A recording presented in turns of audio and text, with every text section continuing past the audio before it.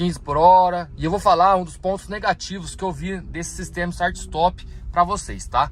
Vamos lá, ó. Tô dirigindo, vamos supor que eu tô na cidade aqui, tranquilo, dirigindo, né? Aí, galera, ó, eu chego aqui mais pra frente e aqui nessa parte aqui tem um sinal vermelho, tá? Aí o que acontece? Eu vou pegar e vou frear, certo?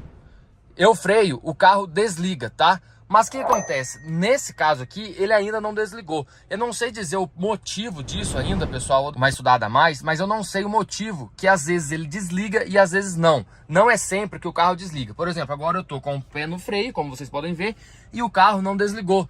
Tem vezes que o carro desliga e tem vezes que ele não desliga. Eu já percebi isso, entendeu? Então, tem às vezes que eu tô em um sinal, tô andando com o carro, eu paro no sinal, ele desliga na hora. E tem vezes que ele não desliga. Tá aparecendo aqui no painel o botãozinho aqui do Start Stop, tá? Então eu não sei o motivo porque ele não está desligando, entendeu, galera? Vamos lá, vamos fazer um teste. Eu vou acelerar de novo.